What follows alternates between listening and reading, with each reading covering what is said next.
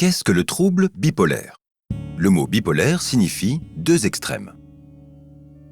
Pour les millions de personnes dans le monde atteintes d'un trouble bipolaire, la vie est divisée entre deux réalités différentes, l'exaltation et la dépression.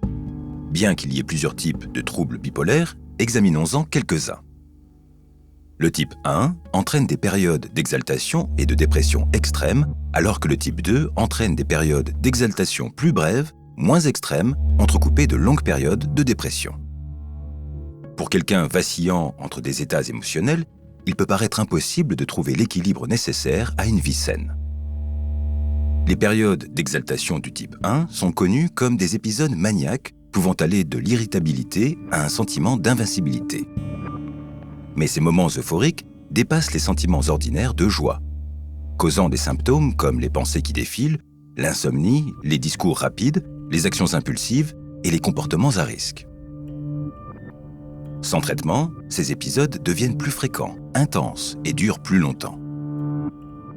La phase dépressive du trouble bipolaire se manifeste de plusieurs façons.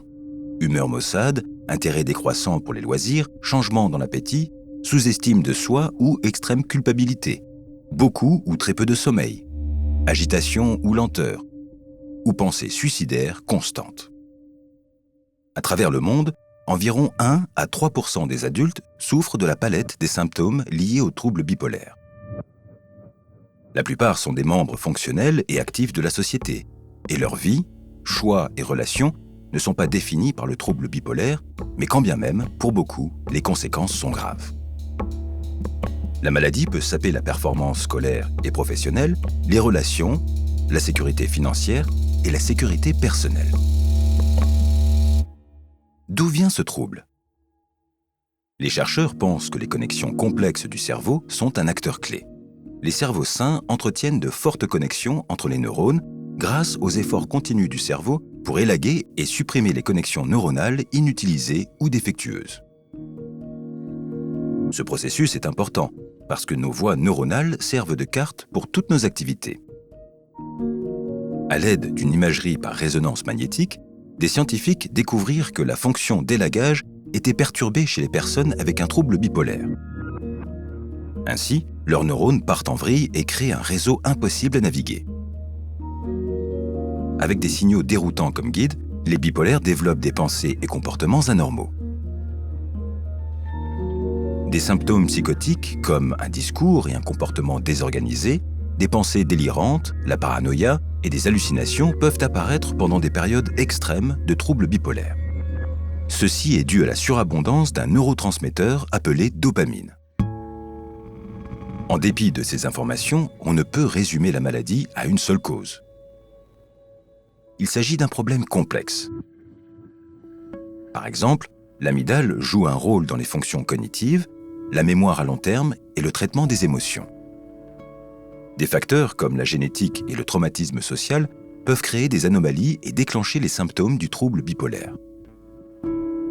La maladie ayant une tendance héréditaire, on sait que la génétique y est pour beaucoup. Mais cela ne signifie pas qu'il y a un unique gène bipolaire. En fait, la probabilité de développer un trouble bipolaire repose sur les interactions entre plusieurs gènes dans une recette compliquée qu'on essaie encore de comprendre.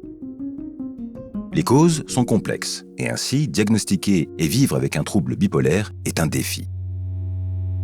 Malgré ça, la maladie est contrôlable. Des médicaments comme le lithium atténuent les pensées et comportements à risque en stabilisant l'humeur. Ce type de traitement régulateur de l'humeur diminue l'activité anormale du cerveau et renforce les connexions neuronales viables.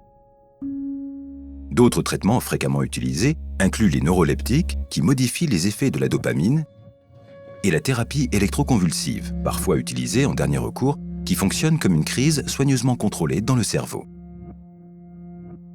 Certains bipolaires refusent les traitements, craignant qu'ils diminuent leurs émotions et détruisent leur créativité. Mais la psychiatrie moderne essaie activement d'éviter ça. Aujourd'hui, les docteurs travaillent avec les patients au cas par cas pour administrer une combinaison de médicaments et thérapies qui leur permettent d'atteindre leur plein potentiel. Au-delà du traitement, les bipolaires peuvent tirer parti de changements plus simples comme une activité physique régulière, un bon sommeil et la sobriété. sans oublier le soutien et l'empathie de la famille et des amis. Il ne faut pas oublier que le trouble bipolaire est une maladie, et non la faute d'une personne ou de sa personnalité. Cette maladie peut être maîtrisée avec une combinaison de traitements travaillant en interne, des amis et de la famille, faisant preuve de tolérance et de compréhension, et des bipolaires qui se motivent pour trouver un équilibre dans leur vie.